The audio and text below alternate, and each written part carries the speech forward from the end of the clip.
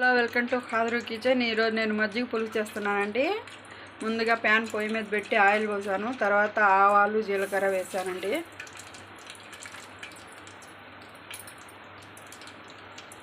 చట్టపట్టిన ఆడించి కొంచెం మినపప్పు, చెక్క, మొగ్గ అండి. మొగ్గలు ఒక 4, చెక్క 2 చిన్న మొక్కలు 2 వేసేయాలండి. అన్నీ ఆయిల్లోనే వేసేయాలి. అన్నీ బాగా ఫ్రై అయిపోయినాయండి. లైట్గా ఇవన్నీ బ్రౌన్ కలర్లో వచ్చేసినాయి.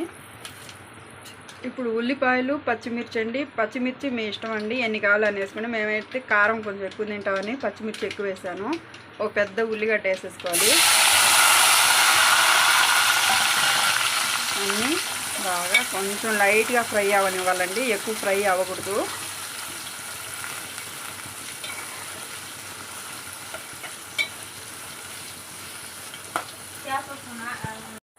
అంతా ఫ్రై అయిపోయినాయండి. లైట్గా ఫ్రై అయితే చాలు, ఎక్కువ అవ్వాల్సిన అవసరం లేదు. చూడండి, ఇలా కొంచెం మెత్తబడిపోతే చాలు.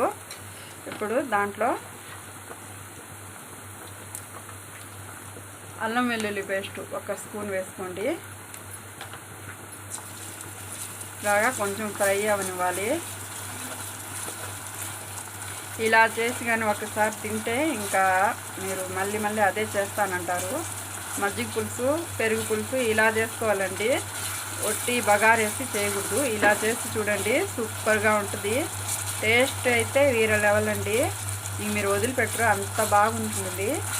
చూడండి, ఒక్కసారి ట్రై చేయండి. మీరు ఎప్పుడు చేసేలాగా లేకుండా ఇలా వెరైటీగా ట్రై చేసి చూడండి. ఒక్కసారైనా మీకు బాగా నచ్చుతుందండి. కొంచెం పచ్చివాసన పోయే వరకేనండి వేపాల్సింది, ఎక్కువ వేపాల్సిన అవసరం లేదు. ఇప్పుడు సరిపోయింది. దాంట్లో 1 స్పూన్ పసుపు వేసేయాలండి. పసుపు వేసి బాగా కలియబెట్టేసుకోవాలి.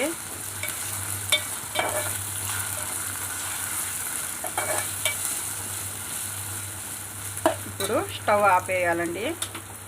ఆపేసాను స్టవ్.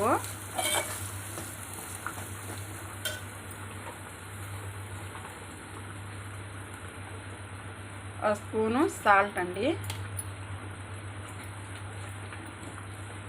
ఇప్పుడు పెరుగు వేసేయాలి.